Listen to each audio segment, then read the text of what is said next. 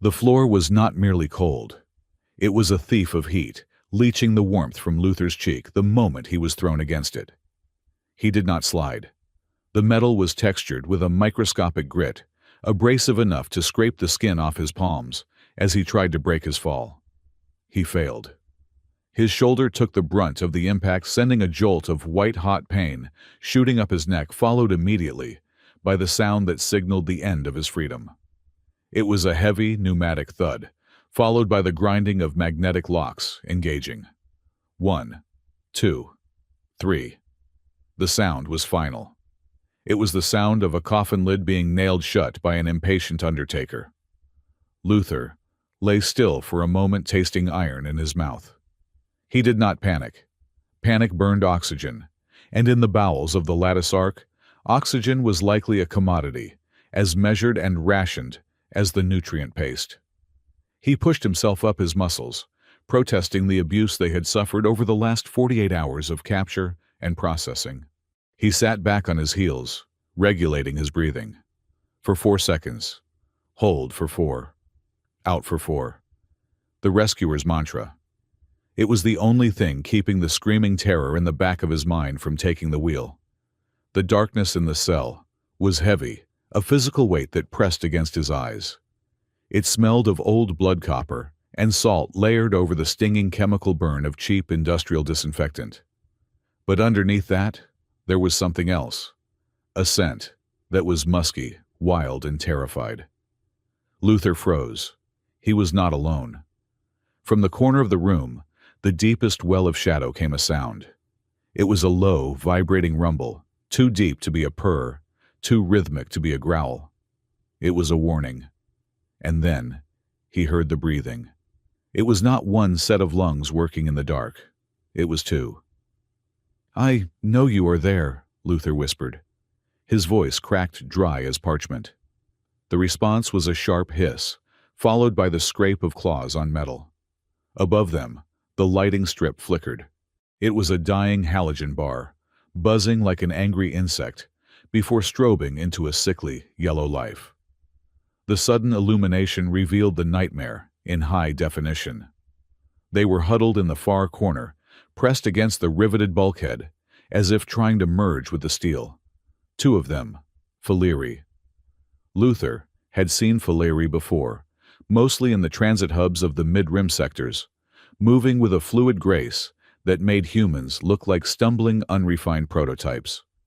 But he had never seen them like this. The larger one, the one the guards had laughed about while betting on her survival, was a coil of tension.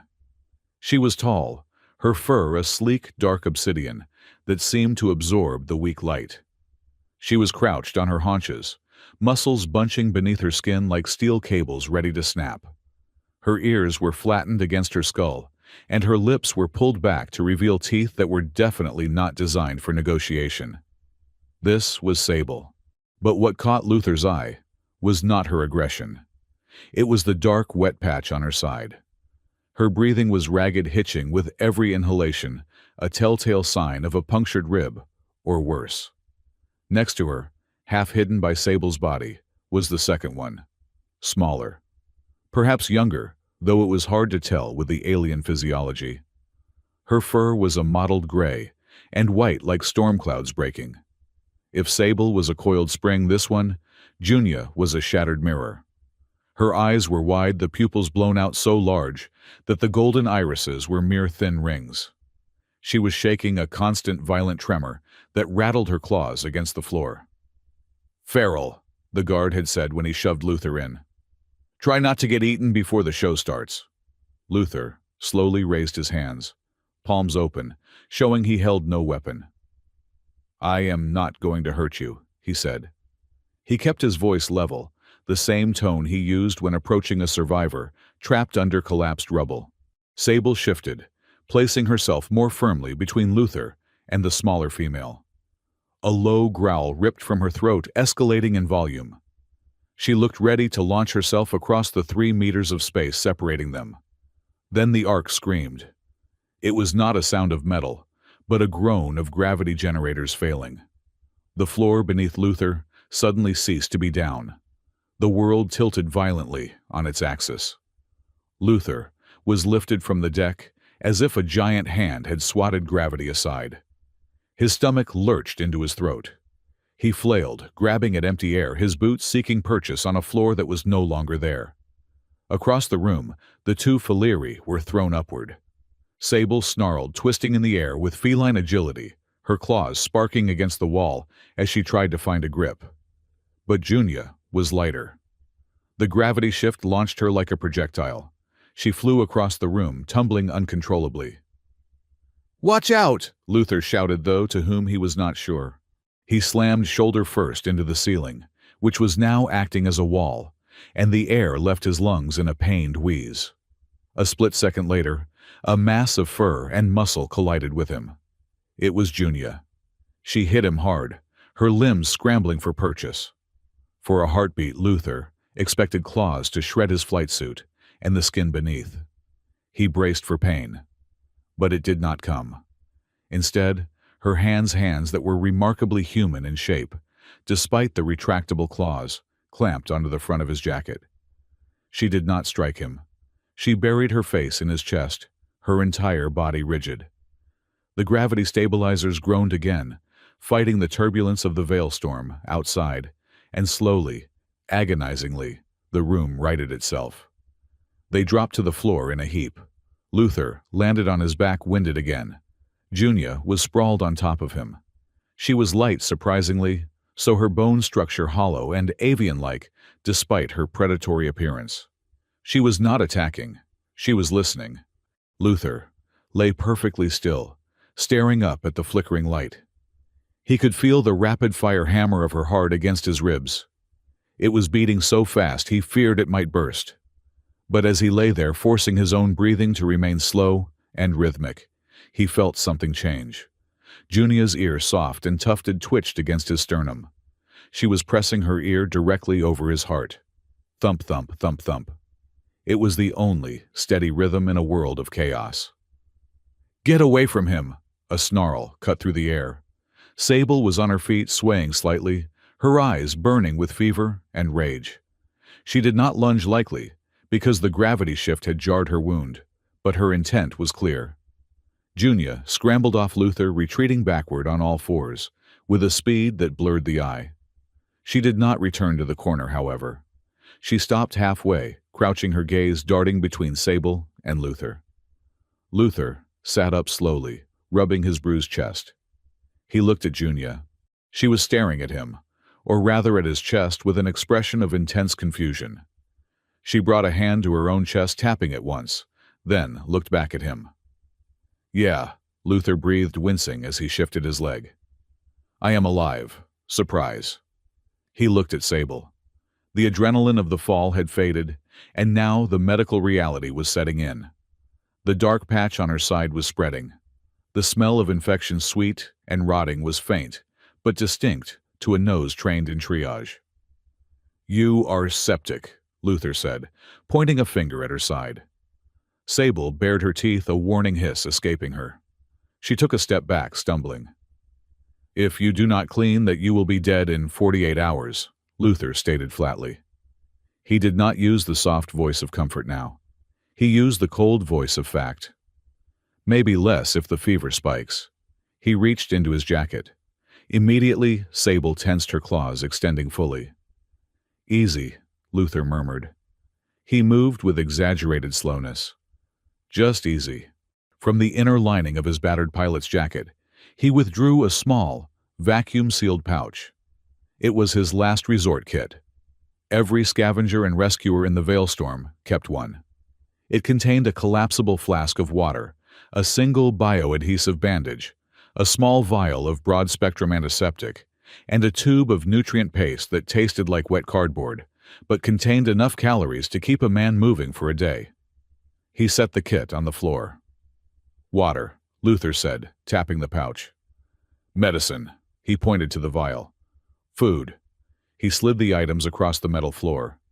They spun and came to a rest exactly between him and the Falerii. Sable looked at the items, then at Luther. Her eyes narrowed. To her, this was a trap. In the Ark, nothing was given. Everything was taken.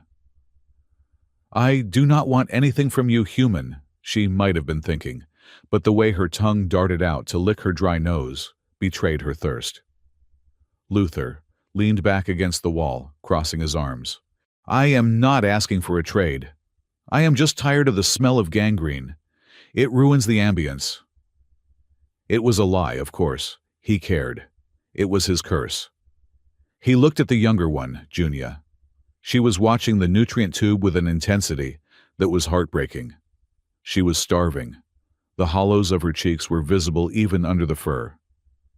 "Go on," Luther urged softly. Junia looked at Sable. The larger female remained rigid for a long moment, her chest heaving with the effort of standing. Then slowly, she gave a microscopic nod. Junia moved. She did not walk. She flowed. She was at the pile of supplies in a blink. She grabbed the nutrient tube and the water. But then she paused. Her large gold-ringed eyes turned to Luther. She crept closer. Luther held his breath. She was within arm's reach now. He could smell her dust-static electricity and fear. She reached out a hand. Her claws were retracted, her fingers long and slender, tipped with coarse tactile pads. She did not reach for his throat. She reached for his hand. Quick as a snake, she snatched the heavy leather work glove from Luther's left hand. "Hey!" Luther started instinctively pulling back, but she was already gone. Junia darted back to the shadows, clutching the glove to her chest like it was a holy relic. She buried her nose in the leather, inhaling deeply. It smelled of engine grease, old sweat, and Luther. Luther sat there, one hand bare and cold, the other gloved. He blinked. A laugh bubbled up in his throat, a hysterical, jagged thing that he had to forcefully swallow. "Okay," he muttered to the empty air.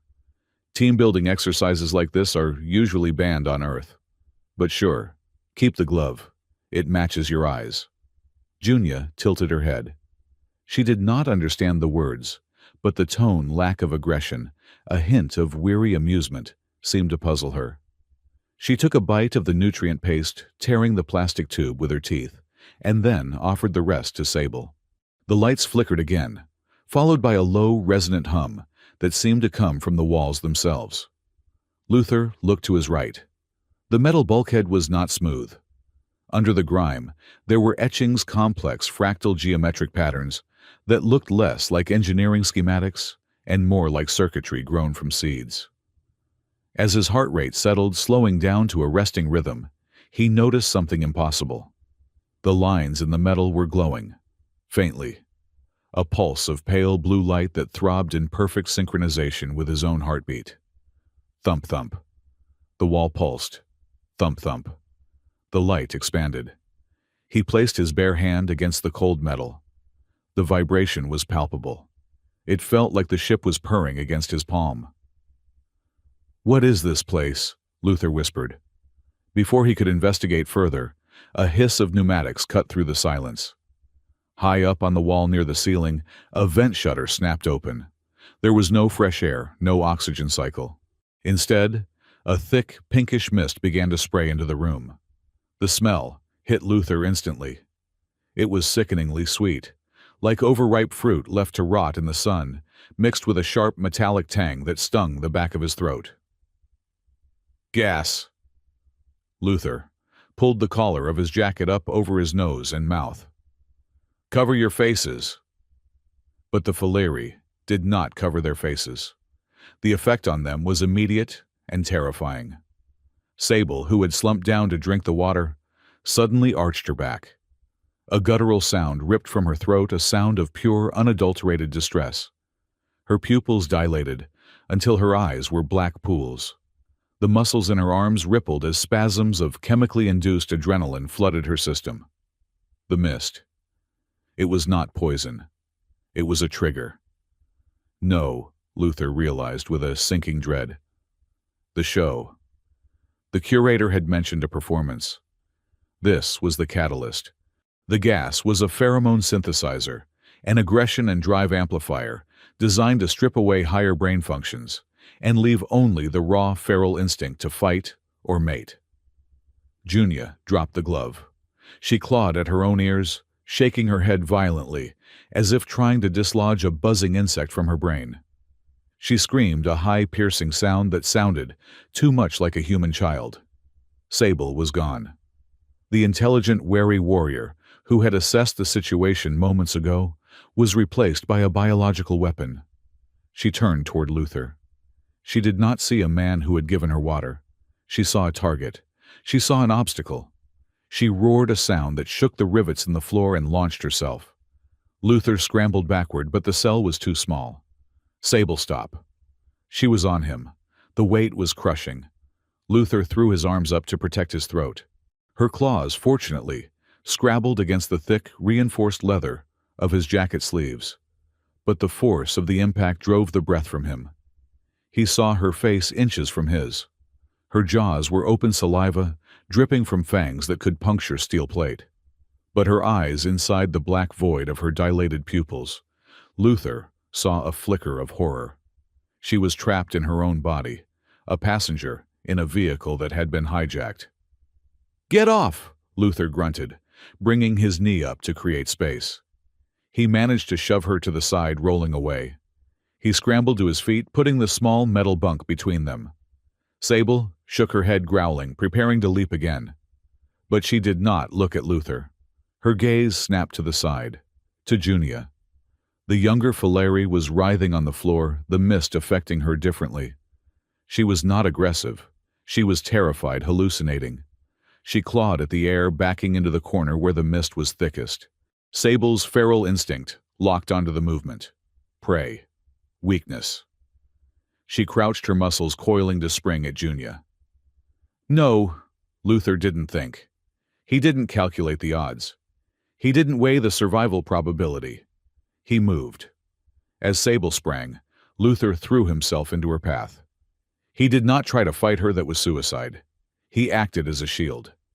He collided with Sable in midair, wrapping his arms around her torso, using his own momentum to tackle her away from the smaller female. They hit the ground, hard. Luther felt a sharp pain flare in his forearm as a claw tore through the fabric and scored his skin. He grit his teeth, refusing to let go. "Sable, listen to me," Luther shouted into her ear, struggling to hold the thrashing alien. "This isn't you, it's the gas." She was too strong.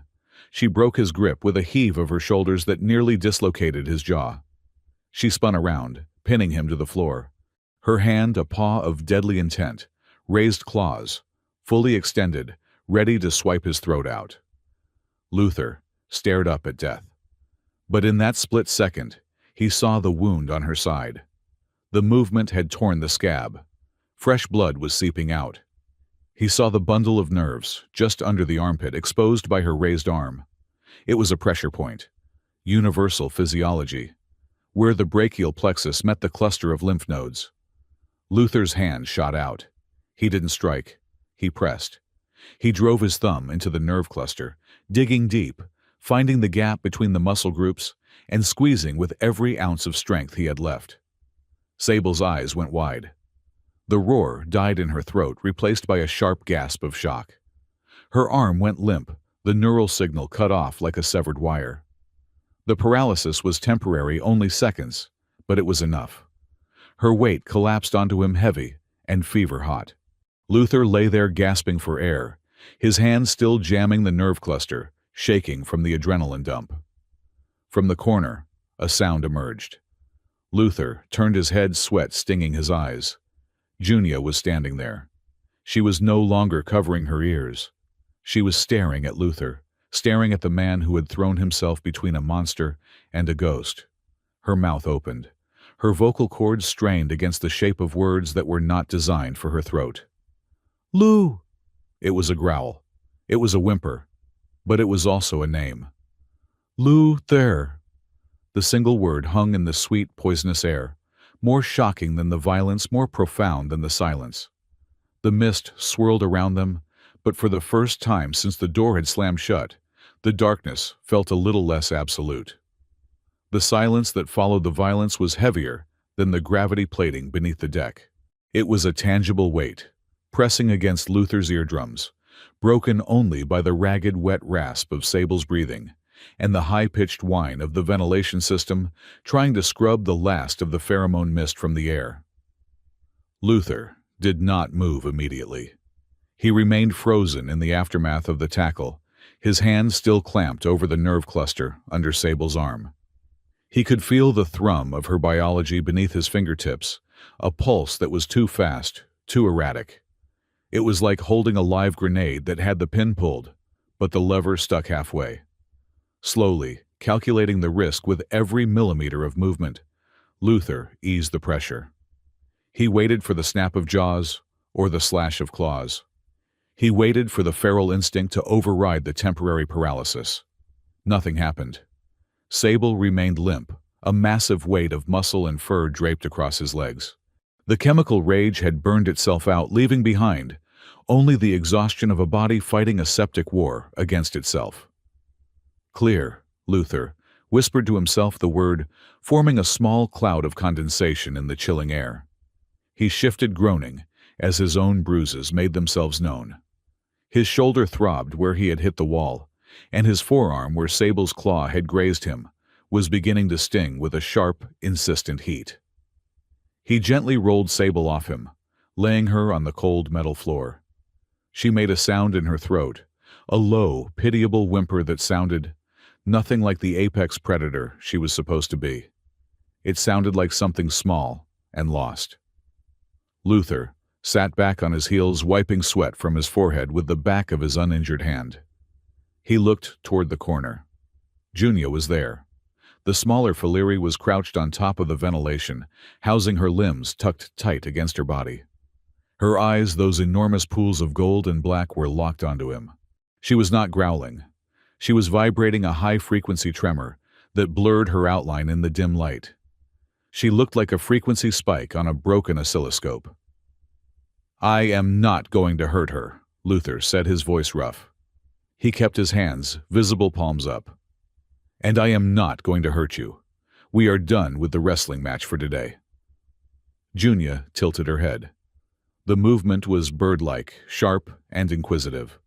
She did not relax, but she did not flee. Luther turned his attention back to Sable. Now that the adrenaline was fading, the medical reality of the situation was crashing down on him. The dark patch on her side was not just blood. It was a slurry of plasma and infection. The smell was distinct, sweet, cloying, and dangerous. "You are burning up," he murmured, hovering his hand over her flank. The heat radiating from her was intense. "If I leave that shrapnel in there, you will not wake up." He looked around the cell. It was a barren box of steel and misery. No medical bay. No sterile field. Just the last resort kit he had laid out earlier. Water, a single bandage, antiseptic, and nutrient paste. "Okay," Luther breathed, forcing his mind into the cold, compartmentalized state of emergency triage. "Improvise." He reached for the magnetic locking mechanism on his boot. With a sharp tug, he detached a small, flat strip of titanium alloy used to reinforce the ankle support. It was not a scalpel. It was barely a shim. But one edge was jagged where it had been worn down over years of spacewalks. He held the metal strip up to the flickering light. Crude, he judged. But it will cut. A low growl came from the vent. Luther froze. He looked up. Junia had moved. She was now on the floor halfway between him and the vent, her body lowered. Her gaze was fixed on the piece of metal in his hand. To her, it looked like a weapon. It looked like a knife he intended to plunge into her fallen companion. Luther understood the calculation she was making. He slowly lowered the metal strip. He needed to bridge the language barrier, and he needed to do it fast. He rolled up his left sleeve, revealing the fresh, angry scratch Sable had given him during the scuffle. It was not deep, but it was bleeding. "Watch," Luther said clearly. He took the vial of antiseptic from the floor. With deliberate, exaggerated movements, he uncorked it. He poured a few drops onto his own wound. The sting was immediate and vicious. Luther hissed through his teeth, his hand jerking involuntarily. "Mother of..." he muttered, blinking away the reflex tears. That stings, he looked at Junia. She had flinched when he hissed, her ears swiveling forward. See, Luther gestured to his arm. Medicine. Pain then better. Not a weapon. He then picked up the metal shim. He scraped it lightly against the fabric of his trousers, cleaning it as best he could, then poured the rest of the antiseptic over the metal. The liquid hissed as it hit the cold alloy. I am not making soup out of you, Luther said, his tone conversational despite the tension. I am just a mechanic who hates seeing broken things stay broken. Junia did not retreat. She watched him with an intensity that felt almost telepathic. Then, with a fluid motion, she shifted her position. She did not come to stop him. Instead, she moved to the far wall, positioning herself directly in front of the ventilation grate where the gas had come from. She sat there, her back to the wall, her eyes scanning the room, her ears swiveling like radar dishes. She was standing guard. Good girl, Luther whispered. He turned back to Sable. All right, Sleeping Beauty. This is going to hurt you more than it hurts me, which is a cliché, but in this case, accurate, he began. The procedure was a nightmare of tactile sensations. The filiary skin was tougher than human skin, requiring more pressure than Luther wanted to apply. When the metal finally parted, the swollen tissue pus and dark blood welled up immediately. Luther worked by feel as much as by the dying light, his fingers digging into the alien musculature to find the foreign object. Sable whimpered in her unconscious state, her legs kicking out reflexively. Luther had to lean his weight across her hips to keep her steady. Almost there, he gritted out, sweat dripping from his nose onto the floor. Come on, come on. His fingertips brushed against something hard and jagged, buried deep near the ribcage. He hooked the metal shim under it. With a wet suction sound, he leveraged the debris out. It clattered onto the metal floor, a twisted piece of black polymer, likely a fragment of armor, driven in by an explosion. Got you, Luther exhaled. He quickly flushed the wound with the remaining water, though it was hardly enough, and slapped the bioadhesive bandage over the incision. It was a temporary fix for a permanent problem, but it bought time. He sat back, his hands shaking. His chest heaved. He felt lightheaded, the exertion burning through his meager calorie reserves. He looked over at Junia. She was still by the vent, but her head was turned toward him. She had watched the whole thing. She looked at the bloody piece of polymer on the floor, then at the bandage on Sable's side, and finally at Luther's blood-stained hands. For a moment, the alien and the human simply existed in the shared silence, bound by the universal language of pain and relief. Hours passed, or perhaps days. Time on the lattice arc was a fluid concept unmarked by a sun or a reliable clock. The only measure of time was the rhythmic thrum of the ship's engines and the gnawing emptiness in Luther's stomach. Luther dozed in short, fitful bursts, his back against the cold wall. He woke to the sound of movement. Sable was awake. She was trying to push herself up, her claws scraping against the floor plates. Her limbs were trembling, but the fever seemed to have broken, or at least retreated enough to give her back her mind.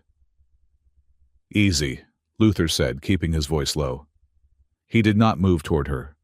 He knew better than to startle a waking predator. You lost a lot of blood. Sable froze at the sound of his voice. Her head snapped toward him, her eyes narrowing. They were no longer black voids of dilated madness. They were sharp, vertical slits of amber and green.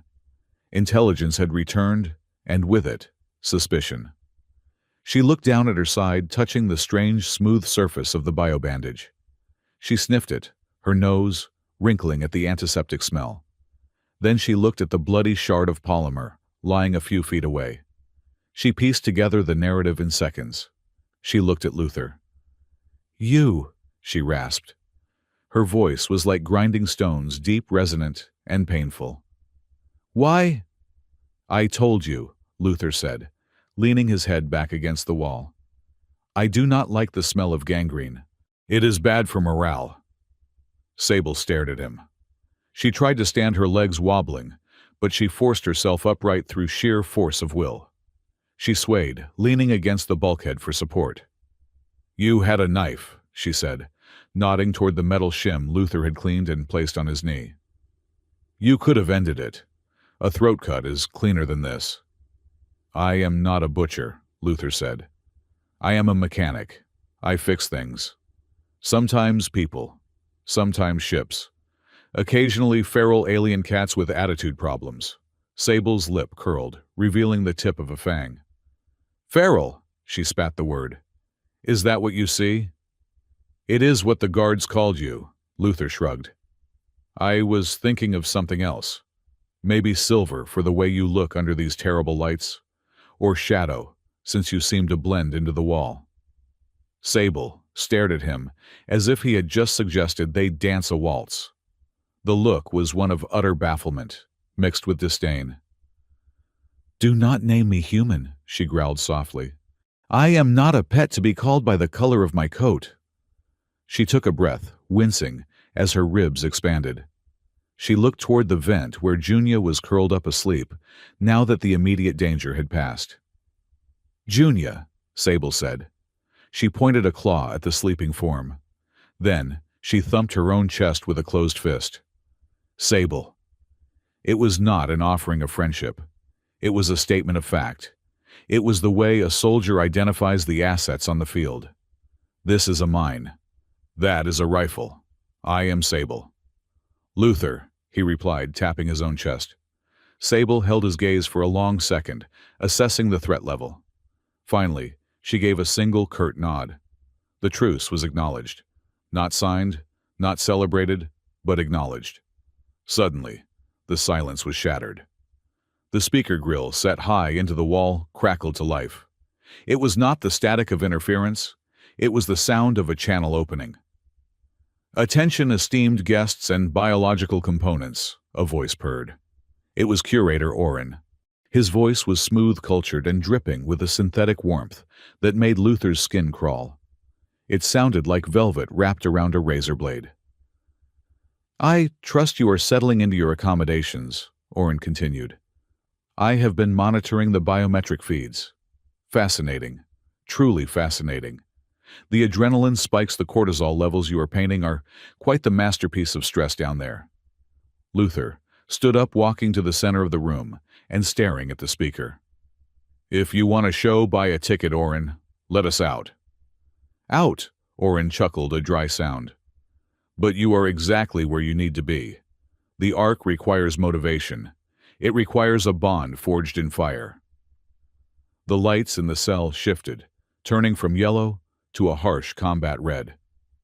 "The pairing performance will commence in 12 hours, Orin announced. "Only the pairs that demonstrate true resonance, true cooperation will be granted access to the upper lattice. And more importantly, only they will be granted the hydration reward." Luther's eyes widened. He looked at the water dispenser in the corner of the cell. The small indicator light, which had been green, blinked once and turned dead black. "Effective immediately," Orin's voice hardened, losing the velvet. "Rations are suspended. Hunger makes the mind sharp. Thirst makes the will pliable. Learn to be one or die as 3 separate corpses. The Veilstorm waits for no one." The speaker clicked off. The silence that returned was different now. It was not heavy. It was hollow. It was the silence of a clock ticking down in an empty room. Luther walked over to the dispenser and pressed the button. Nothing. Not even a hiss of air. "He is starving us," Luther said quietly. Sable slid down the wall to a sitting position, her energy spent. "He is breaking us," she corrected. "It is the Curator's way. He believes the only bond strong enough to steer this ship is a bond of desperation." "You know him?" Luther asked, sitting opposite her, keeping a respectful distance. "I know his type," Sable said. She looked at her hands, claws retracted but shaking slightly. "He thinks he is a god because he holds the keys to the cage," Luther sighed, rubbing his face. "I used to work salvage," he said, staring at the floor. "Deep space wrecks, the kind where the distress beacon has been beeping for 50 years. I would go in, cut through the bulkheads, find the crew. He paused. Usually, they were long gone. But sometimes you find the ones who survived by doing things they could never forget. I saw what happens when people let the survival part eat the human part. They survive, yeah. But they do not live. They just become biological mechanisms. He looked up at Sable. I promised myself I would never do that. I would never let the math of survival subtract the decency out of me. Orin is exactly what I am afraid of becoming. Sable listened. For the first time, her ears were perked forward, fully attentive. She was not looking at him as a prey animal or a threat. She was looking at him as another sentient being carrying a heavy load. I was a shield bearer, Sable said softly. Her voice was distant. For Matriarch Selene. When the Veil Storm hit our convoy, we were separated. My job was simple, be the wall between her and the void. She traced the edge of the bandage on her side. We were ambushed, scavengers. They used sonic charges. I was disoriented. I fell. When I woke up, the Matriarch was gone and I was in chains. I did not die for her. I lived. That is my crime. That is not a crime, Luther said firmly. That is just bad luck.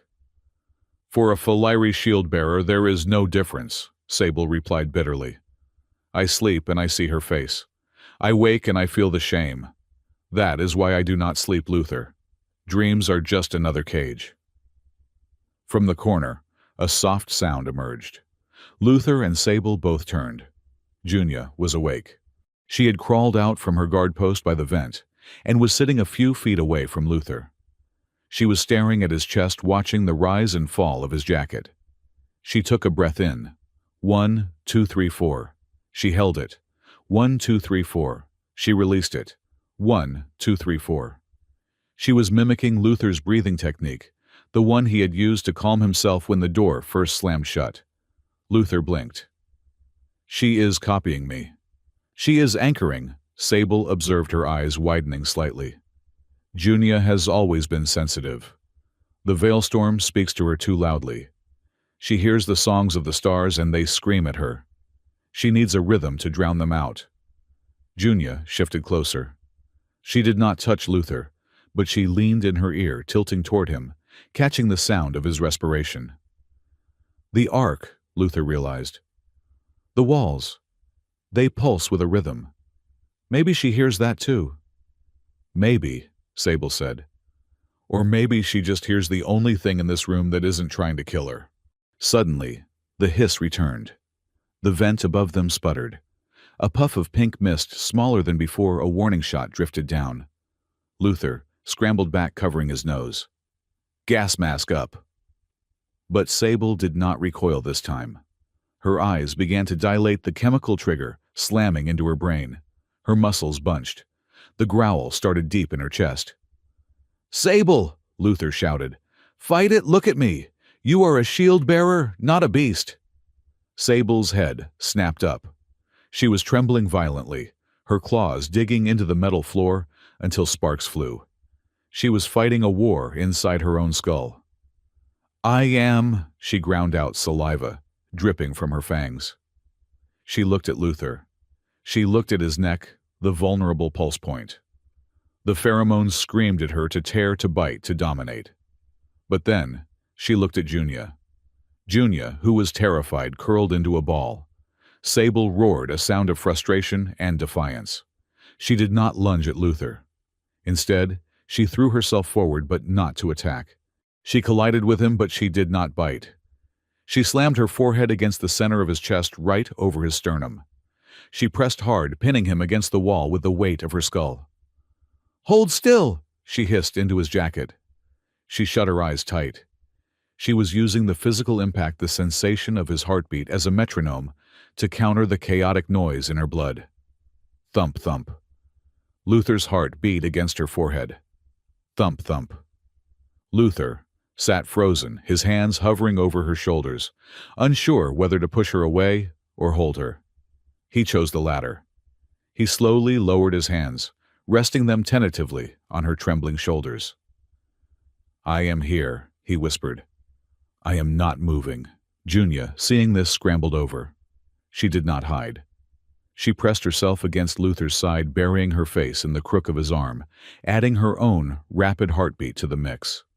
For a moment, the three of them were a single, tangled knot of biology fur, skin leather, and fear.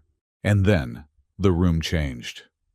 The vibration in the walls, the constant low-level hum of the Ark's engines, shifted.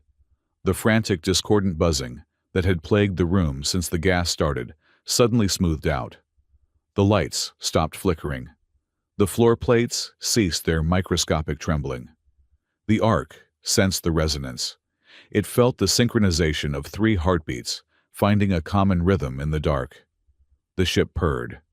It was a sound of recognition. The mist stopped spraying. Sable let out a long, shuddering breath, her forehead still pressed against Luther's chest. The feral tension drained out of her, leaving her heavy and exhausted. "It stopped," she whispered, her voice muffled by his jacket. "Yeah," Luther breathed, looking up at the now steady light. It stopped. He looked down at the two deadly aliens clinging to him, like castaways on a raft. He realized with a jolt that Orin was wrong. Desperation hadn't forged this bond. Trust, fragile, bloody, and improvised, had. "Get some sleep, Sable," Luther said softly. "I will take the first watch." Sable did not argue. For the first time since the ambush that took her matriarch, the shield-bearer allowed her eyes to close, lulled by the steady, unyielding rhythm of a human heart. The silence that preceded the opening of the cell door was not empty. It was pressurized. It was the heavy, suffocating stillness of a deep-sea vessel before the hull rushed inward. Luther sat with his back against the cold metal of the bunk, his legs extended, feigning the posture of a defeated man. But, under his jacket, his muscles were coiled tight, and his eyes were fixed on the magnetic locking mechanism 3 meters away. Sable was nowhere to be seen. To the untrained eye, the cell looked occupied only by a despondent human mechanic. But Luther knew she was pressed into the upper corner of the ceiling arch, defying gravity with the sheer strength of her claws and core muscles, a drop predator waiting for the trigger. Junia was low-tucked behind the waste reclamation unit, a small ball of potential energy that vibrated against the floor plates. "Showtime," Luther whispered. The heavy thud of the magnetic bolts retracting echoed through the block. 1, 2, 3. The heavy blast door hissed open, sliding into the wall with a grind of unlubricated steel. The corridor outside was bathed in the harsh, sterile white of detention lighting. 2 drones hovered in the threshold. They were sleek, nasty pieces of engineering, matte black spheroids, armed with stun batons and crowd control webbing projectors. They scanned the room with a singular robotic malice, their optical sensors glowing a threatening crimson. "Subject 734, a synthesized voice announced from the lead drone. "Proceed to the arena for pairing assessment. Non-compliance will result in—" "Sorry," Luther interrupted, his voice steady. "We are experiencing technical difficulties." He kicked out his heel. It was a small movement, but it was the culmination of 6 hours of agonizingly subtle work. He had jammed a conductive shim stripped from the edge of his boot heel into the exposed floor circuitry he had pried open earlier. He drove his heel down, bridging the connection between the door's power coupling and the localized ground. Crack, zat. A cascade of blue sparks erupted from the floor plate. The surge did not just short the door. It sent a high-voltage spike back up the power tether that the drones were wirelessly sipping from. The lead drone convulsed. Its stabilizers whined in a high-pitched death rattle, and it dipped low, its sensors flickering wildly. "Now!" Luther shouted. Sable dropped. She did not fall. She descended like a guillotine blade. She landed squarely on top of the lead drone, her claws fully extended. Metal screeched against metal, a sound that set Luther's teeth on edge as she drove her hand through the drone's chassis, ripping out its primary logic core in a spray of sparks and hydraulic fluid. She used the momentum of the crash to kick off the falling wreckage, launching herself at the second drone. It attempted to deploy a stun net, but it was too slow. Sable was a blur of obsidian fur and violence. She twisted in the air, her tail acting as a rudder, and slammed her feet into the drone's sensor array, driving it back into the corridor wall with a resounding crunch. Luther was already moving. He scrambled across the floor, sliding under the sparking remains of the first drone. He wasn't looking for a weapon. He was looking for access. Junia, the sensors. The small Faliri darted from her hiding spot. She moved differently than Sable. Sable was power. Junia was flow. She slipped past the wreckage and into the hallway, flattening herself against the wall, just below the camera array that monitored the cell block. She leaped, finding purchase on the smooth wall, where no purchase should exist, and slashed the fiber optic cabling running along the conduit.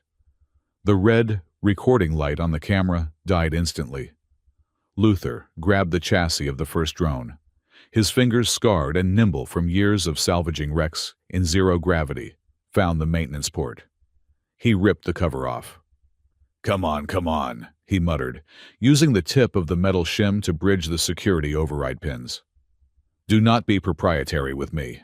The drone's internal gyro spun up, but its weapons remained offline. Luther bypassed the targeting matrix and hot-wired the access transponder. He pulled the drone's identity card, a small, glowing chip, from its slot. Got it, Luther exhaled. He stood up, holding the chip like a trophy. Sable was standing over the ruin of the second drone, breathing hard, a trickle of blue hydraulic fluid staining her dark fur. She looked at Luther, her eyes wild, the adrenaline of the fight, warring with the lingering effects of her infection.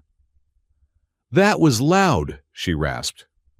Loud is good, Luther said, moving to the door panel. He jammed the stolen chip into the reader. Loud covers the sound of us breaking the rules. He punched in a command sequence he had memorized from watching the guard's fingers over the last 2 days. Maintenance override. Block A. Release all. I swear, Luther muttered as the console chirped a happy confirmation. I am only really qualified to fix coffee machines and toaster ovens. This hero stuff is going to void my warranty. Down the long, curved corridor of the Ark, the lights shifted from white to a flashing emergency amber. And then came the sound. Clunk hiss, clunk hiss, clunk hiss. It was the sound of 200 cell doors opening simultaneously. For a second, there was silence. Then a roar erupted. It was a primal sound, a mixture of rage, relief, and confusion from hundreds of throats belonging to a dozen different species. You opened them all, Sable asked, her ears flattening against the noise. Chaos is the best camouflage, Luther said. He grabbed her shoulder, checking her bandage quickly. It was holding, though blood was seeping through the edges. We cannot fight the whole ship, Sable. We need an army, or at least a really big distraction. Hey you, the guy with the cat ladies. A human scrawny with hair that looked like it had been cut with a dull knife, and eyes that darted around like trapped birds, came skidding out of the cell next to theirs. He was wearing a prisoner jumpsuit that was 3 sizes too big. You did this. You popped the locks. The man grabbed Luther's arm, his grip surprisingly strong, for someone who looked like a stiff breeze would knock him over. I'm Milo. Theft, petty larceny, and 1 count of accidental orbital bombardment.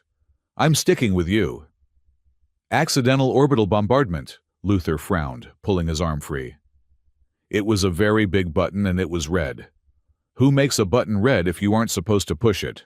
Milo babbled, looking at Sable with terror. Is she going to eat me? She looks like she eats people. I'm high in cholesterol, just so you know. Bad for the heart.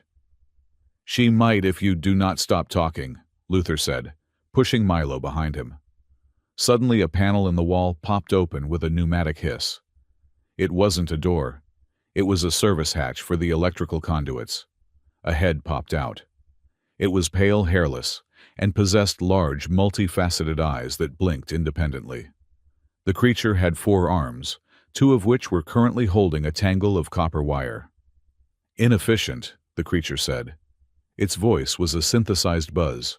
Shorting the ground loop caused a 19% drop in efficiency for the life support recyclers in this sector. Sloppy work. I was in a hurry, Luther defended himself instinctively. The creature pulled itself out of the hatch. It was wearing a modified technician's harness. I am Astor, systems engineer, 3rd class, currently incarcerated for optimizing the curator's personal shuttle without permission.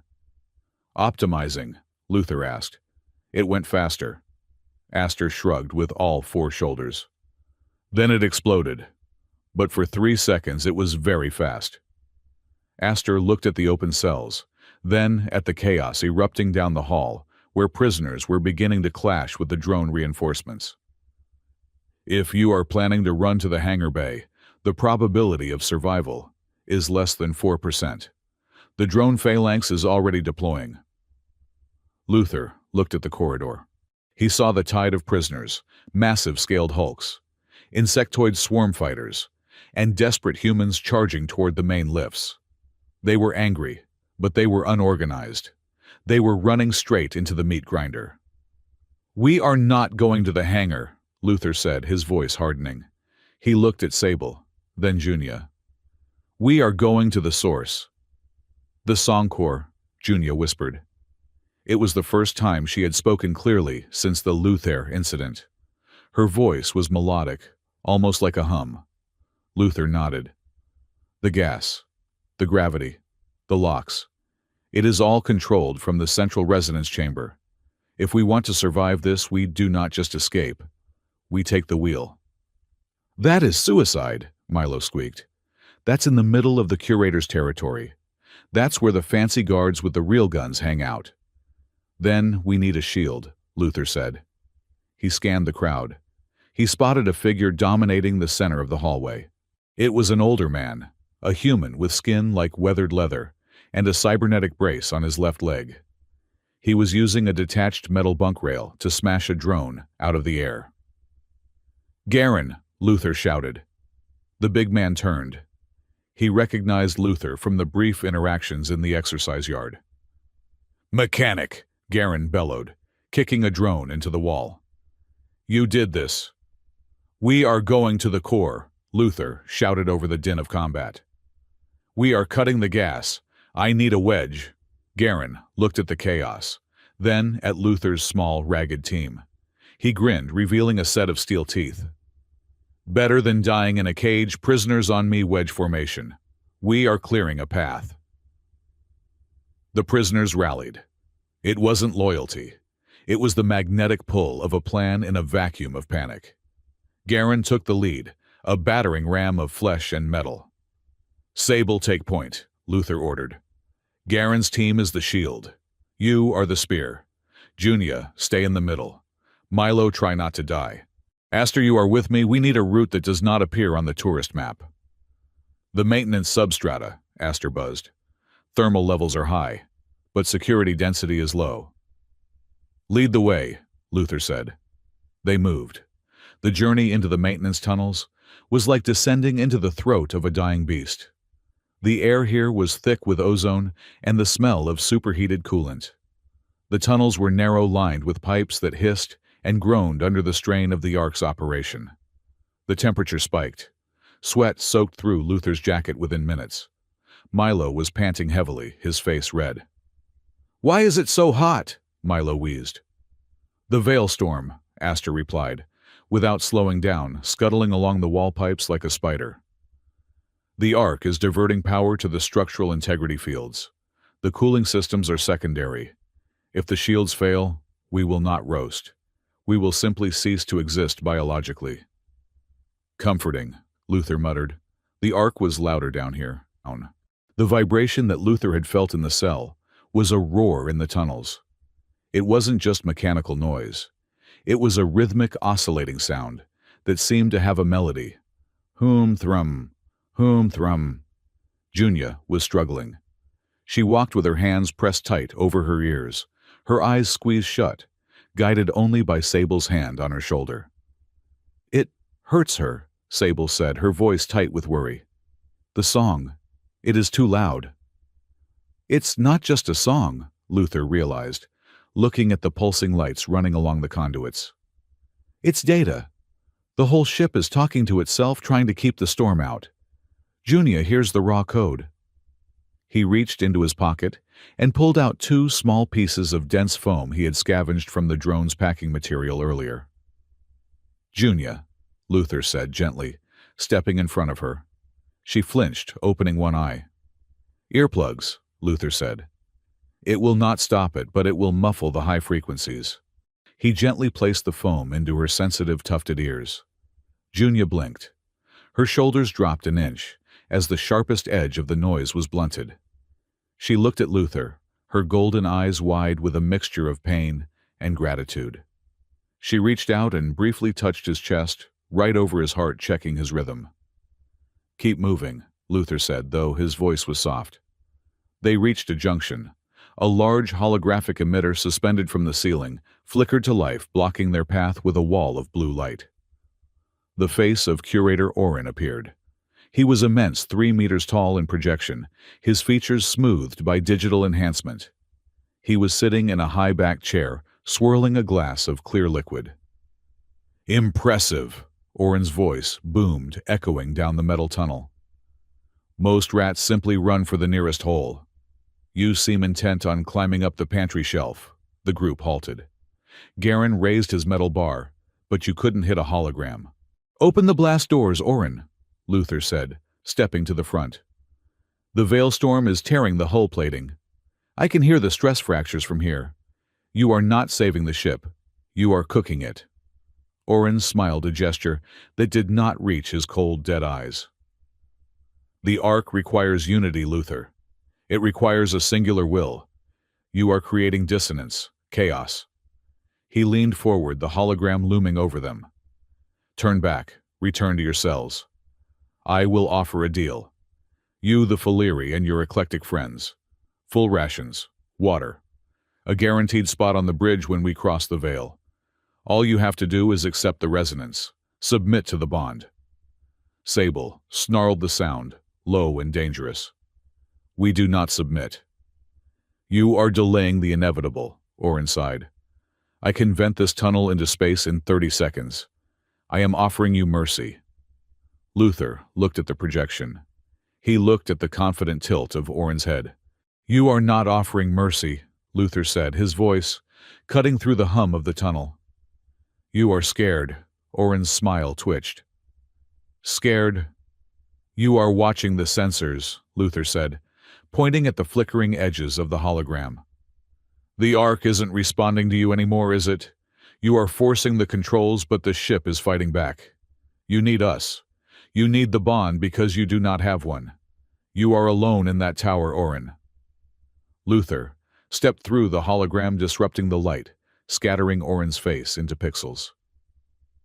"I do not need your resonance," Luther said to the empty air as the image reformed behind him. "And I do not need your rations. I need an audience, and I am coming up to the stage." He waved the group forward. "Aster, how far?" 200 meters, Aster replied. "Vertical climb. The song core is directly above the main reactor linkage." "Let's go." The climb was grueling. The ladder was slick with condensation and oil. By the time they reached the access hatch to the song core, Luther's muscles were screaming, and Sable's bandage was soaked through with fresh blood. Garen and his improvised squad took up positions at the bottom of the shaft. "We will hold the tunnel," Garen shouted up. "If any drones come up this pipe, we will turn them into scrap metal." "Give us 5 minutes," Luther called back. He spun the wheel on the hatch. It was heavy, requiring both him and Sable to turn. With a groan of protesting metal, the seal broke. Light flooded out. Not the harsh white of the prison, nor the amber of the alarm. This was a soft, pulsating bioluminescent blue. They pulled themselves up into the room. Luther stopped, his breath catching in his throat. The song core was not a bridge. It was a cathedral.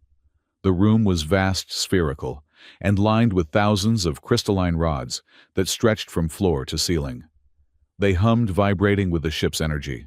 In the center of the room was a console, but it looked more like an organ made of glass and light. Streams of data flowed through the air like liquid mercury. "It is beautiful," Milo whispered, forgetting to be afraid for a second. "It is a target," Sable corrected her eyes, scanning the periphery. "Hostiles?" Aster buzzed. From the shadows of the crystalline pillars, the Curator's elite guard emerged. These weren't drones. They were biological armored in sleek white ceramic plates, wielding shock pikes. "For the Ark!" the lead guard shouted. "Sable!" Luther yelled. He didn't need to give an order. She was already moving. Despite her injury, despite the fever that must have been burning her blood, she was magnificent. She moved through the field of crystalline rods like water, using the environment to shield her approach. Luther turned to the console. "Aster, keep them off me. Milo, throw something."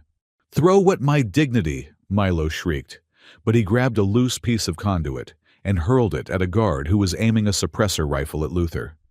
It missed, but it made the guard flinch enough for Junia to dart in. Junia didn't fight. She screamed.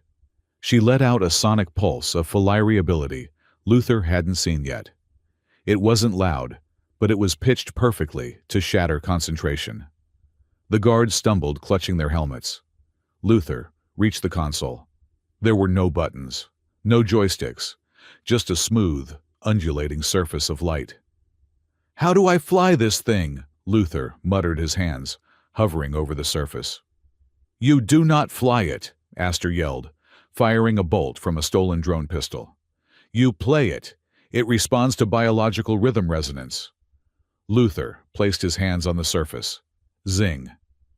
The reaction was instantaneous. The light shot up his arms, turning his veins a glowing blue. He gasped, his back arching. He didn't feel heat. He felt connection. He felt the hull plates groaning 3 kilometers away. He felt the air cycling in the hydroponics bay. He felt the drones swarming in the lower levels. And he felt the mist. He could see the schematic of the pheromone system. It was a red, angry knot in the ship's nervous system. "Come on," Luther gritted his teeth, forcing his mind to focus. "Turn it off." The machine resisted. It was locked by Orin's command codes.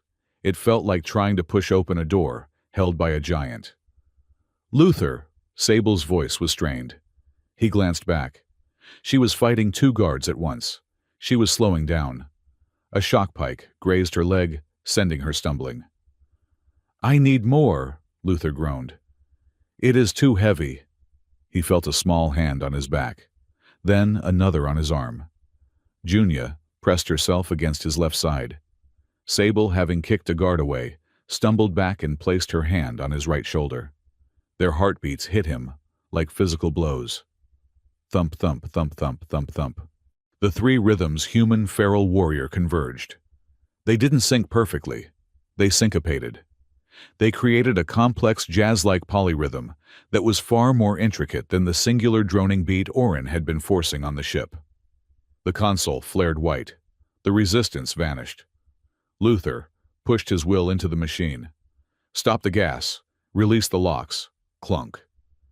Throughout the ship, the vents hissed one last time and fell silent. The red, angry knot on the schematic dissolved. "We did it," Milo cheered from behind a pillar. "We didn't die. I am going to write a very positive review about this part." Luther slumped against the console, the lights fading from his veins.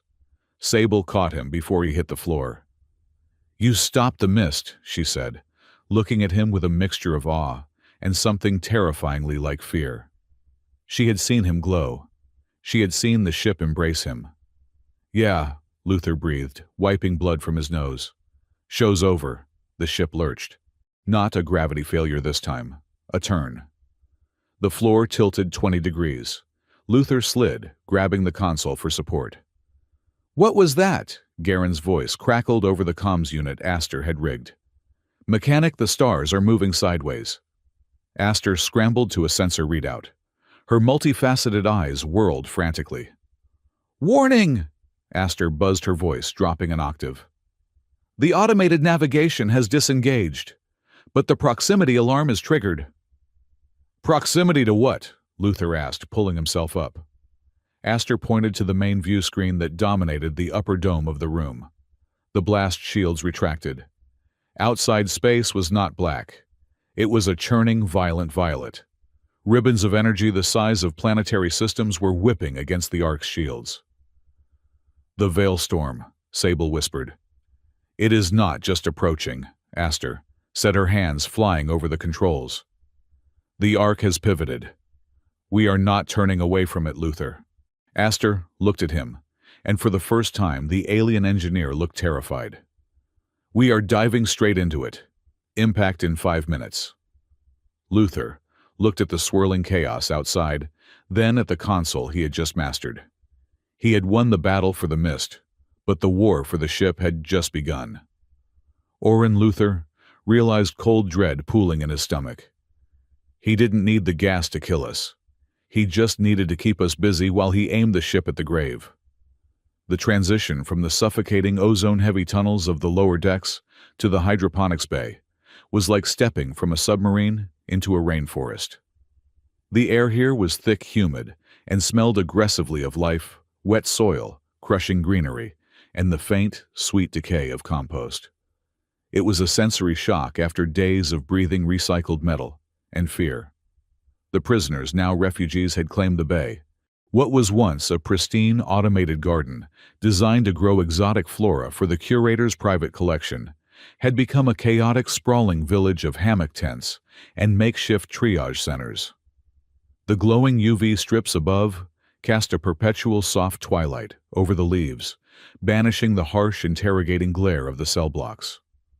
Luther knelt by a hydroponic trough, his hands deep in the tangle of wiring that controlled the irrigation pump. He was exhausted. It was a bone-deep weariness that made his eyelids feel like they were made of lead. He had been awake for nearly 30 hours, moving from fixing the atmospheric scrubbers to stitching up lacerations on prisoners who had taken the brunt of the drone assault. "Blue wire to the bypass," he muttered to himself, his voice raspy. "Red wire to the hope and prayers circuit." He twisted the connections and taped them with a strip of adhesive he had scavenged.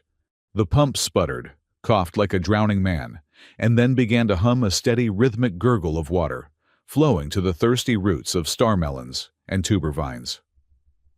"You talk to the machines," a voice chimed in. "Do they ever talk back, or are they rude?" Luther wiped grease across his forehead and looked up. Milo was standing there, holding a tray of half-ripe fruit and a pouch of water. The scrawny inmate looked cleaner than before, though his oversized jumpsuit was now tied at the waist with a vine to keep it from falling off. "They talk back," Luther said, accepting the water. "Usually they say, 'Luther, go to sleep,' or 'Luther, you are voiding the warranty.'" "The plants say thank you," Milo said, gesturing to the greenery. "Or maybe that is just the oxygen deprivation talking. Either way, eat.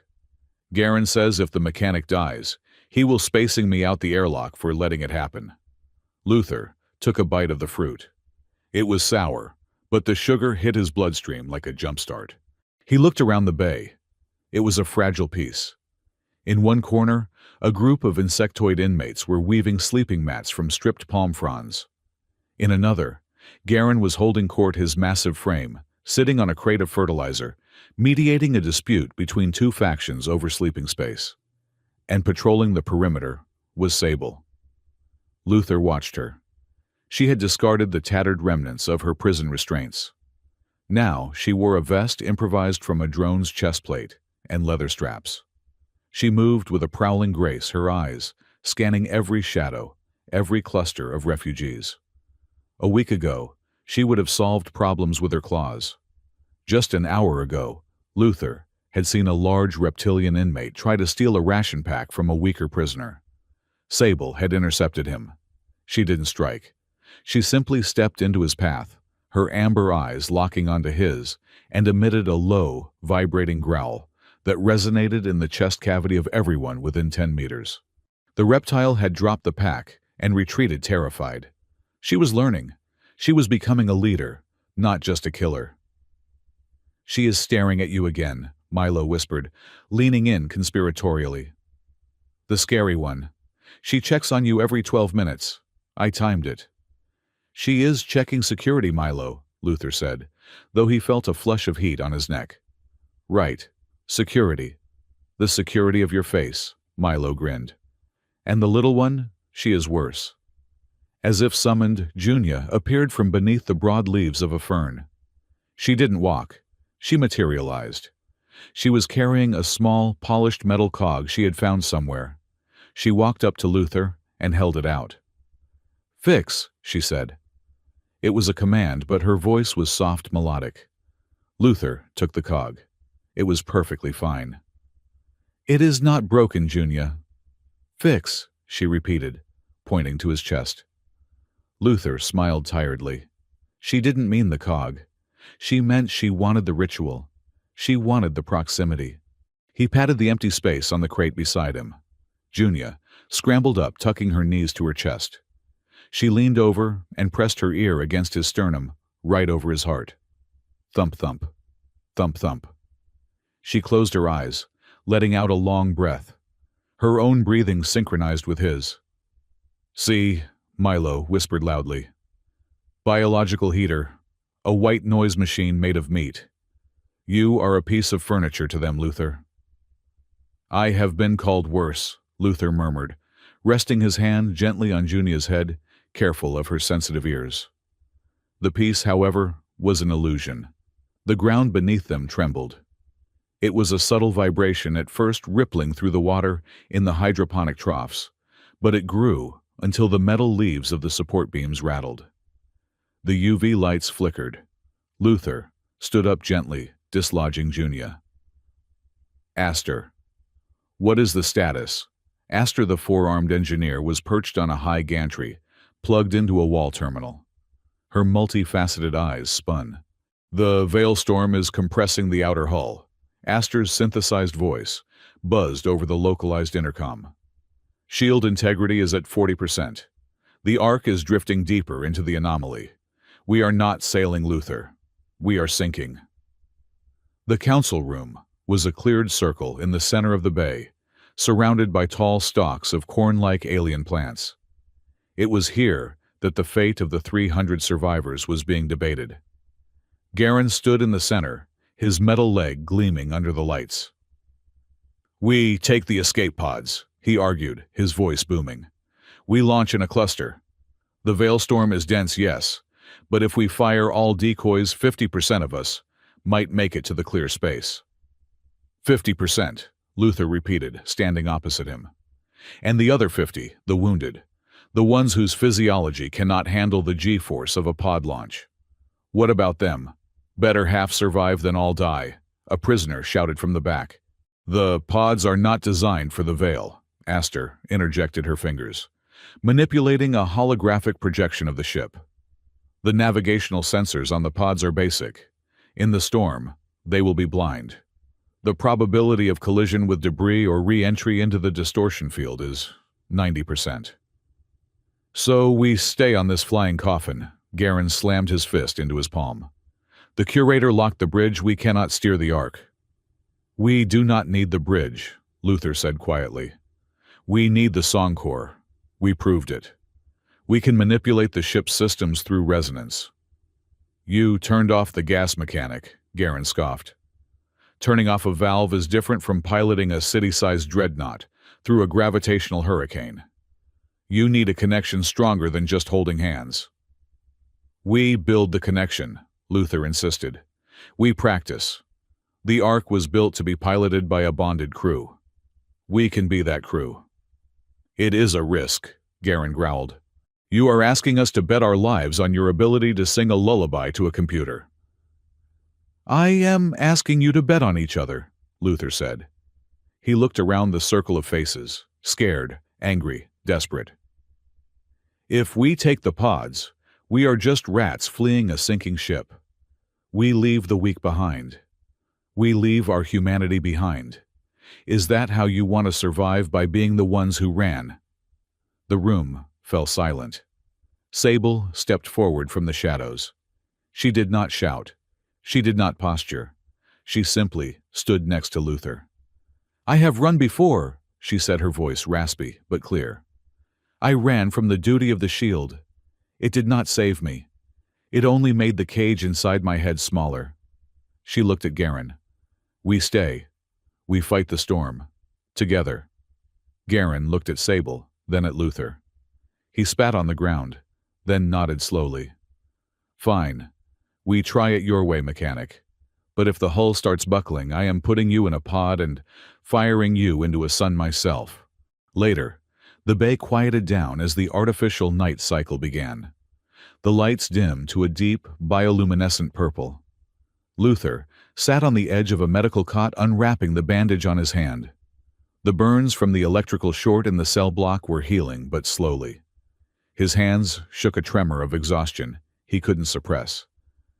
You are shaking. Luther looked up. Sable was standing there. She held a fresh roll of sterile gauze and a small pot of herbal salve Aster had synthesized from the plants. Just tired, Luther said, trying to steady his hand. Sit, Sable commanded. She sat on the crate opposite him. She took his hand in hers. Her paws were rough, the pads calloused from a lifetime of combat, but her touch was shockingly gentle. Her claws were fully retracted. She dipped a finger into the salve and applied it to his burn. The coolness was instant relief. Luther watched her. Her face was inches from his. He could see the intricate patterns of fur on her cheeks, the way her pupils adjusted to the dim light. You were good today, Luther said softly. With the reptile. You didn't hurt him. I wanted to, Sable admitted without looking up. The instinct was there. To tear. To end the threat. But, she paused, wrapping the gauze around his palm with precision. I heard your voice, in my head. I am not a butcher. And I thought perhaps I do not have to be one either. You are a protector, Sable, Luther said. There is a difference. She finished the bandage and looked up. Their eyes met. The air between them felt charged heavy with the unsaid things that had accumulated over the days of survival. Luther's thumb brushed the back of her hand. It was an unconscious movement, a human gesture of comfort. Sable froze. She looked at his thumb, then at his face. She didn't pull away. You are strange, Luther, she whispered. You are soft. You break easily. You have no claws. And yet you stand in front of the storm. I am terrified, Luther admitted, a small, crooked smile touching his lips. I am just good at pretending I am not. He gestured to the faint white line on his forearm, the scar from where she had scratched him in the cell. Though honestly, I am more afraid of you than the storm. If you scratch me again, at least sign it. I want people to know I was mauled by a celebrity. Sable blinked. A sound rumbled in her chest. A short, sharp exhalation. She was laughing. It was a rusty, unfamiliar sound, but it was there. If I sign it, she murmured, leaning in slightly, I will carve it deep enough so you never forget. I do not think I could forget you, even if I tried, Luther said. The playfulness vanished. The moment stretched fragile and terrifyingly intimate. Luther leaned in, drawn by a gravity that had nothing to do with the ship. Boom! The Ark screamed. The floor buckled upwards, throwing them apart. The lights failed completely, plunging the bay into darkness before the emergency red strobes kicked in. Hull breach! Aster's voice shrieked over the comms. Sector 4. The Veilstorm is bleeding through. It wasn't just a physical breach. It was a psychic one. As the Veilstorm's radiation poured into the ship, reality warped. The air shimmered with oil-slick colors. Luther fell to his knees, clutching his head. No. The hydroponics bay dissolved. He wasn't on the Ark. He was underwater. Cold, freezing black water. He was back on the Orion, the first ship he had ever failed to salvage. He saw the face. A young woman trapped behind a jammed airlock. The water was rising. She was screaming, but no sound came out. He was pounding on the glass, his wrench useless, against the pressure seal. Open. Open. Open. I can't, Luther screamed, his voice echoing in the hydroponics bay, though in his mind, he was drowning. "I'm sorry I can't reach you." The guilt crashed into him like a tidal wave. He was useless. He was a fraud. He saved people to make up for the one he let die, but the debt was never paid. "Luther." The voice was distant. He curled into a ball, the cold water filling his lungs. He couldn't breathe. He was dying. He deserved to die. Suddenly warmth. Something hot and solid slammed into him. Arms, strong, furry, undeniable, wrapped around him. "Luther, look at me." The water receded. The face behind the glass faded, replaced by amber eyes, burning with intensity. Sable was holding him. She was on her knees, pulling him against her chest. She wasn't using technique. She was using brute force to pull him out of the nightmare. "It is not real," she shouted, shaking him. "You are here. You are with me." Luther gasped, air rushing into his lungs. He was shaking violently, tears streaming down his face. "I left her. I left her behind." "You are not leaving anyone today," Sable said fiercely. She pulled his head down to her shoulder, burying her face in his neck. "Anchor, Luther. Anchor to me." She began to purr. It wasn't the soft sound of a cat. It was a deep, resonant engine rumble that vibrated through his ribcage. Luther clung to her, his fingers digging into her fur. He focused on the sound, the vibration, the heat. Slowly, the hallucinations faded. The hydroponics bay returned. The red lights stopped spinning. Luther pulled back, gasping. He looked at Sable. She looked terrified, not for herself, but for him. "I saw ghosts," he whispered. "The veil storm shows us our failures." Sable set her hand, still gripping his arm tight. "I saw my matriarch, dying, over and over." "How did you stop it?" "I didn't," Sable whispered. "Junia did." Luther looked down. Junia was clinging to his leg, her eyes squeezed shut, humming a single unwavering note. She was acting as a counter-frequency, blocking the storm's chaotic signal. Before they could recover, a new sound cut through the chaos. A mechanical docking clamp, engaging. "Attention Ark survivors," a voice boomed. Not Orin, and not Aster. It was a voice of steel and command, amplified by military-grade speakers. "This is Matriarch Selene of the Philairi cruiser Talon. We have breached the airlock. Lay down your weapons." Sable went rigid. "Selene." The doors to the hydroponics bay were blasted open. Through the smoke stepped a dozen Philairi warriors in full void armor. They moved with lethal precision, weapons raised. In the center walked Matriarch Selene. She was older than Sable, her fur graying at the muzzle, her armor adorned with the intricate gold filigree of high command. She carried herself not just as a soldier, but as a queen. "Secure the area," Selene ordered. Her gaze swept the room, dismissing the humans and other aliens as if they were furniture. Her eyes landed on Sable. "Sable," Selene said, her voice softening imperceptibly. "You live." Sable stepped forward, her posture shifting to one of ingrained deference. She lowered her head.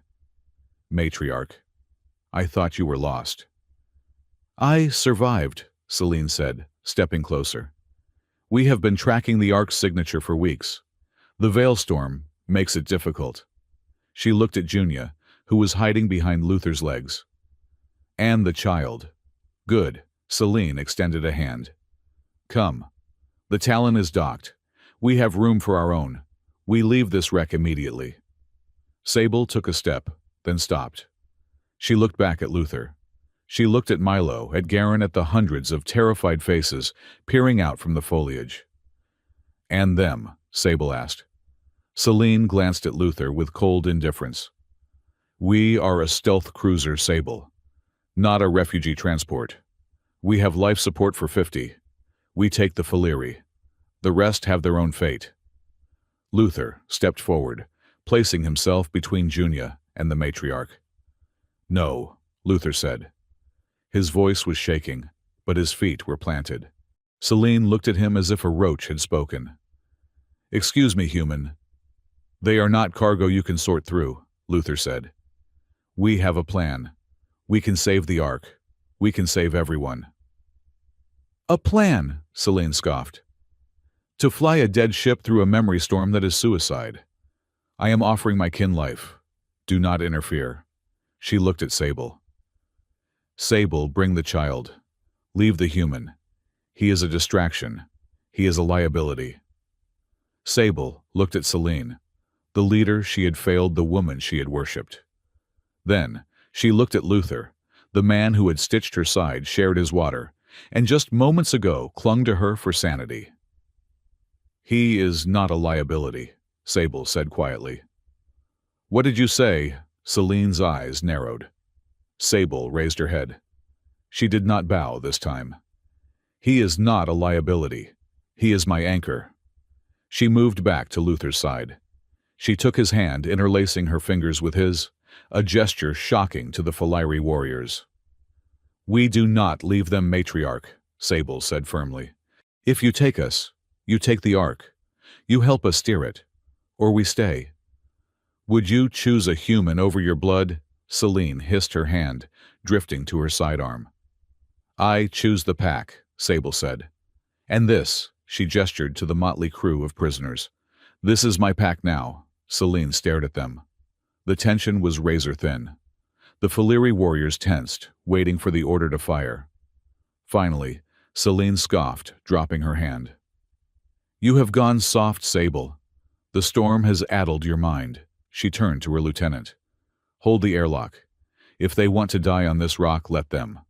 But we do not leave until the storm passes. If the Ark breaks, we salvage what we can." She looked at Luther, with a gaze that promised violence if he failed. "You say you can steer this thing, mechanic, then prove it. You have until the eye of the storm hits. 24 hours. The brig was a repurposed storage closet, reinforced with Garen's welding torch. Inside sat Curator Orin. He sat on a crate, impeccably calm, despite the dirt on his uniform. He watched Luther enter.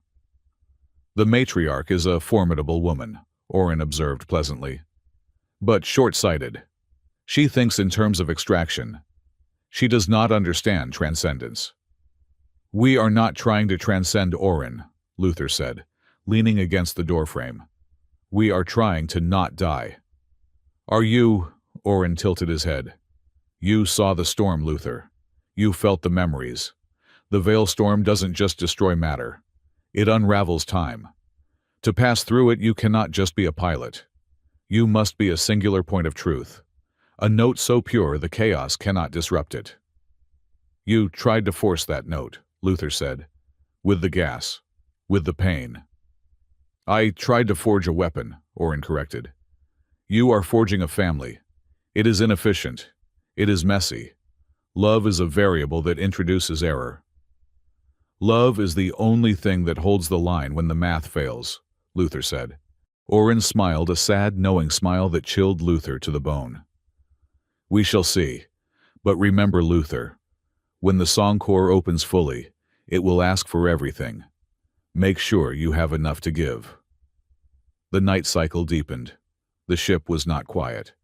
The hull groaned constantly now, a sound like a submarine at crush depth. The Veilstorm was battering at the gates. In a secluded corner of the hydroponics bay, beneath the canopy of a giant fern, Luther lay on a pile of sleeping mats. He stared up at the UV lights, his mind racing with calculations, with fears, with the weight of 300 lives. He felt a weight settle on his chest. Junia had crawled over. She didn't ask. She simply curled up on top of him, a small ball of fur and warmth.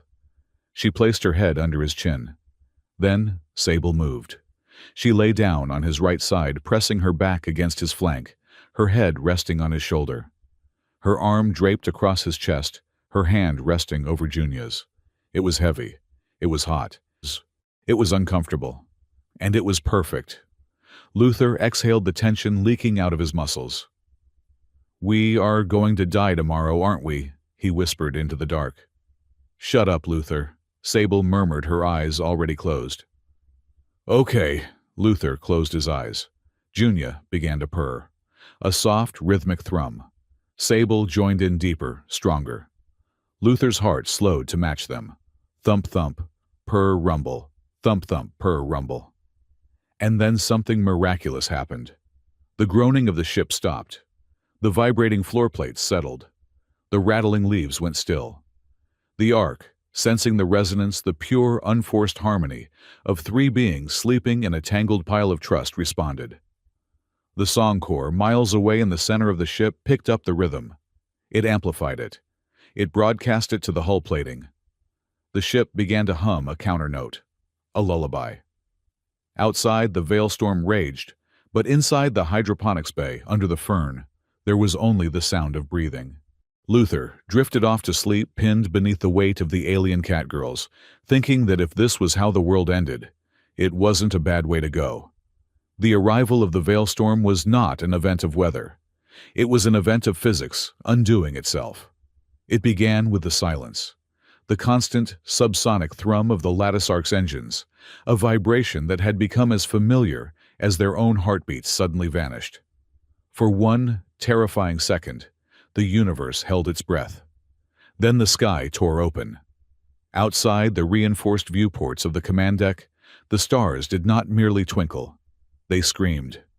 They elongated, stretching into infinite ribbons of violent violet and bruised gold, smearing across the void like wet paint on a spinning canvas. The metal of the ship began to sing a high, resonant frequency that caused teeth to ache and vision to blur.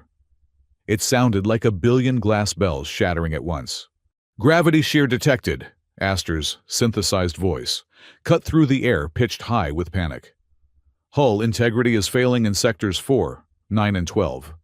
The reality coefficient is dropping below 0.7.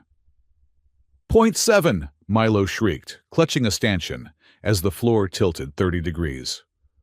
"What does that mean? Are we imaginary now? I do not want to be imaginary. I have distinct texture." "It means," Luther said, gripping the console of the song corps, "that the past is about to start bleeding into the present." He looked at the crew he had assembled. They were terrified. The prisoners huddled in the corridors leading to the core were clutching their heads, moaning as memories that did not belong to this moment assaulted them. A large reptilian inmate was weeping, calling out the name of a hatchling dead for 20 years. "We have to move," Luther shouted over the rising din. "Now get them to the core." Matriarch Selene stood by the blast doors, her armored boots magnetized to the deck. She watched her warriors struggle to maintain formation as the ship groaned. She looked at Sable, then at Junia, and finally at Luther. "This is madness!" Selene shouted, her voice barely audible over the screaming metal. "The ship is fracturing. We should be in the pods." "The pods will be crushed like eggshells," Luther yelled back. He grabbed Junia's hand. The small Falleri was trembling so violently, her teeth chattered.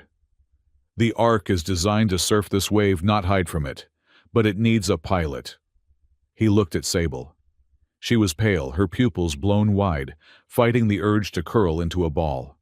The Veilstorm was hitting her harder than anyone. For a Falleri, whose senses were tuned to the vibration of the universe, this was deafening. "Sable," Luther's voice was a command. "Eyes on me," Sable snapped her head toward him. "We are going in," Luther said. "Anchor to me." He dragged them toward the center of the song corps. The room was a maelstrom of light. The crystalline pillars were strobing wildly, reacting to the chaotic data flooding the sensors.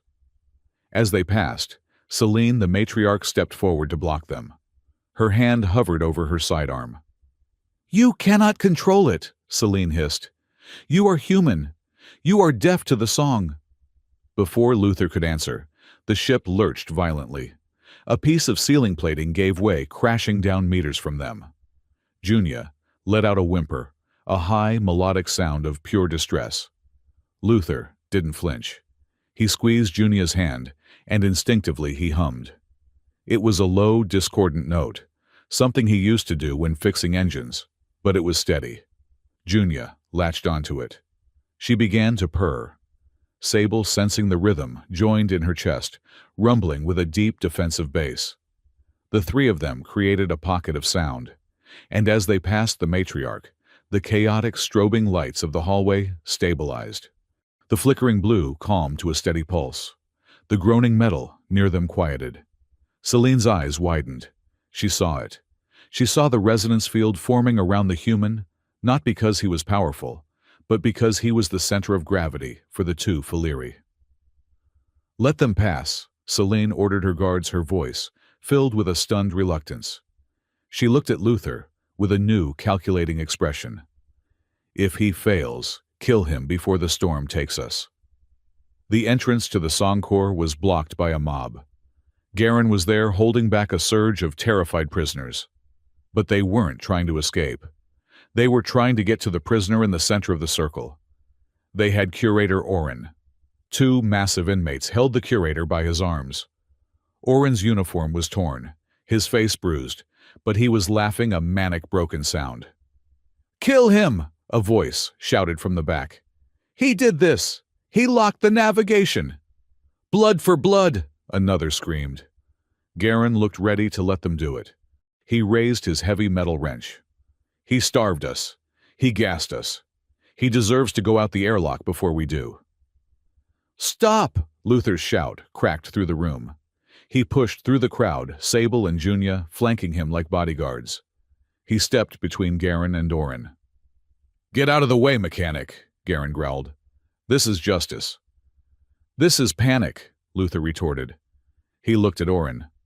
The curator's eyes were locked on Luther's, filled with a strange, terrifying expectation. "If we kill him now," Luther said, addressing the crowd, "we are just doing what he wanted. We are becoming the animals he treated us like." "He is a monster," Milo yelled, though he was hiding behind a crate. "Yes," Luther said, "he is. But if I let you tear him apart, what happens to you?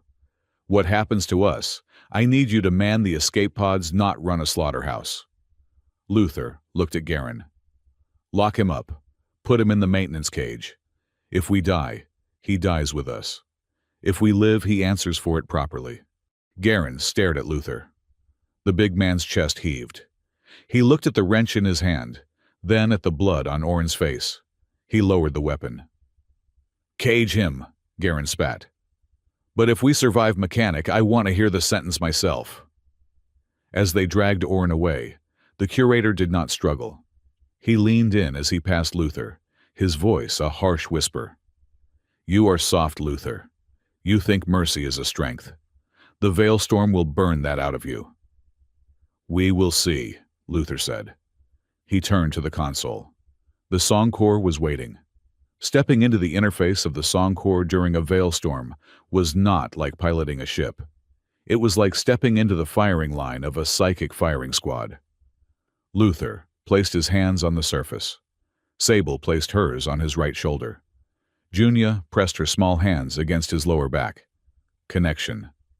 The world dissolved. There was no room, no ship, only white blinding fire.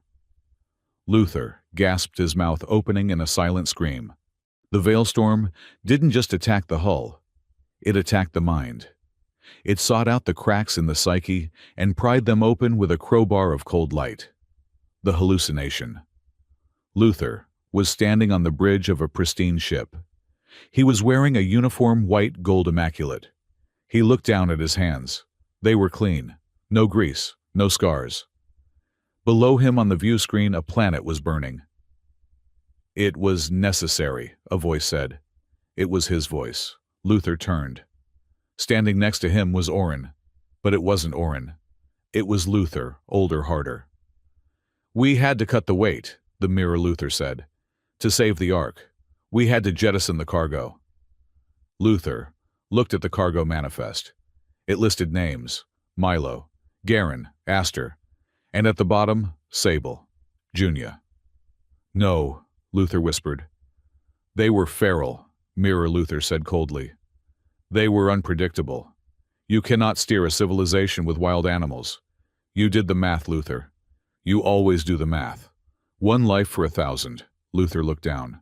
At his feet lay Junia. She wasn't moving. "Did I do this?" "You survived," Mirror Luther smiled.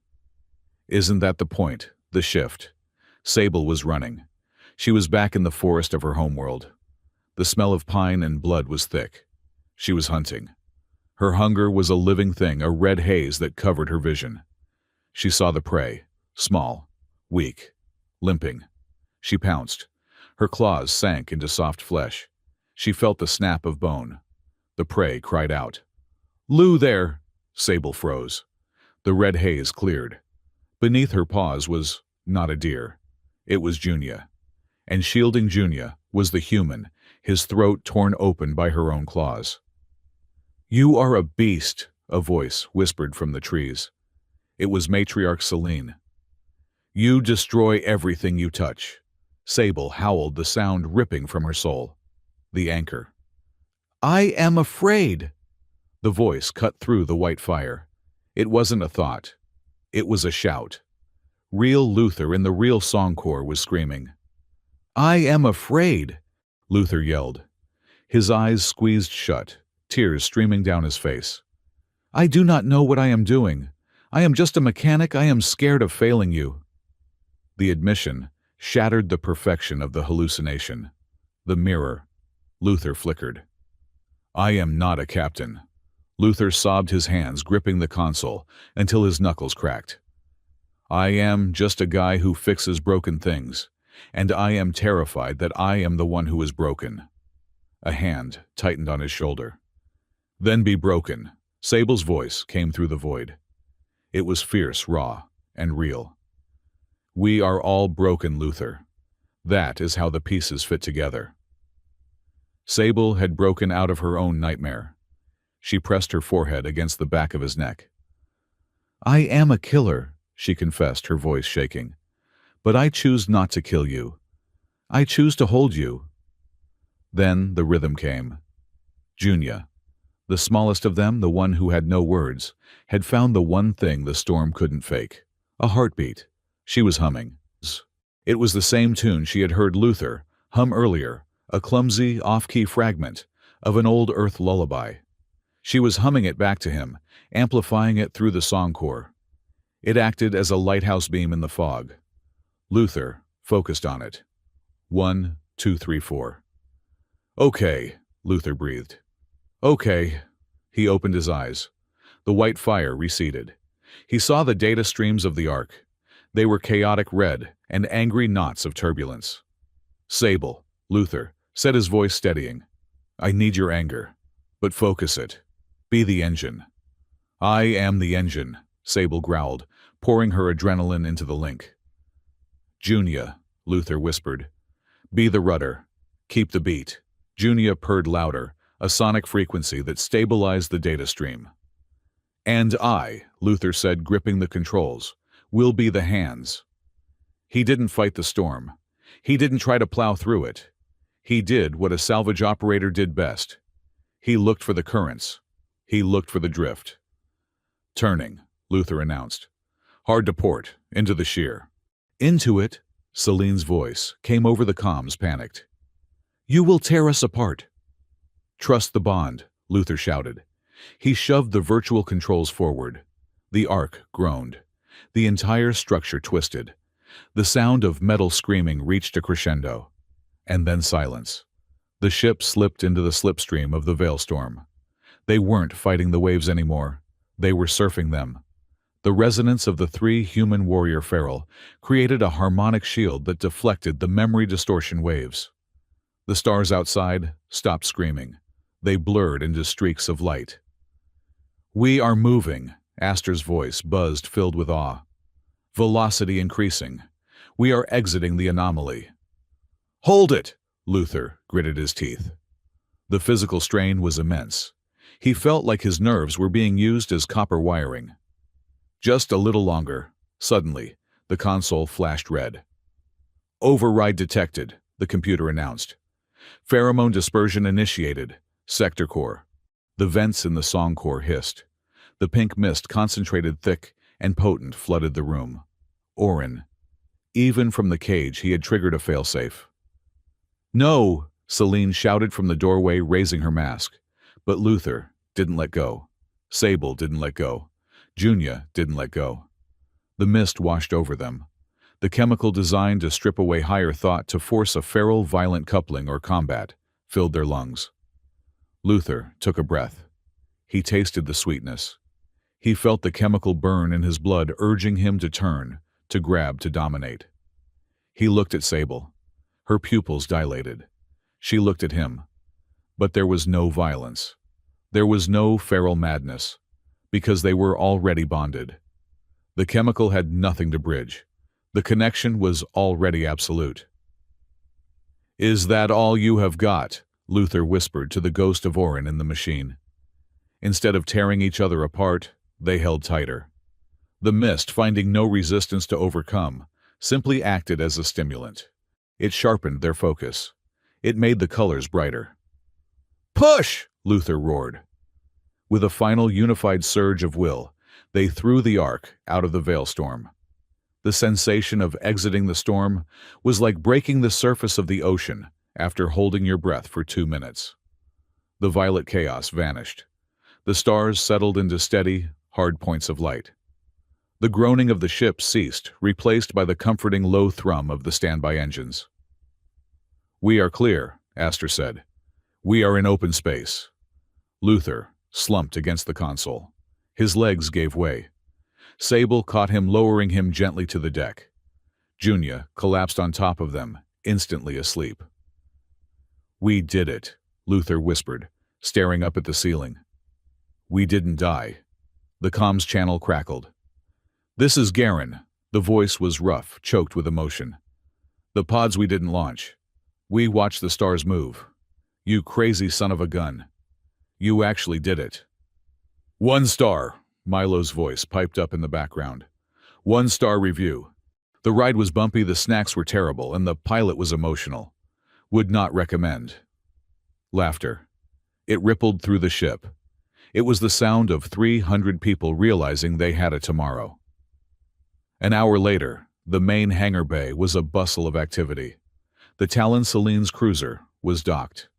Celine stood by the airlock, her helmet under her arm. She looked at the motley crew of the Ark, the prisoners, the refugees, the mismatched family. "The Ark is damaged," Celine said to Luther, who was leaning heavily on Sable. "It will take months to repair the FTL drives fully. But it is space-worthy." She looked at Sable. "The offer stands, shield-bearer. You, the child, and the human. You have earned a place on the Talon. You can leave this flying wreckage. You can live in comfort. We have medical bays. We have real food." She paused, her eyes hardening slightly. "But only you 3. I cannot take a prison population. They will tax our resources. We are a warship, not a colony." It was the ultimatum, the golden ticket. Luther looked at the clean, gleaming interior of the Falleri cruiser. He smelled the filtered, sterile air. Then he looked back at the hydroponics bay. He saw Garen helping a wounded insectoid. He saw Milo trying to teach Astor how to play cards.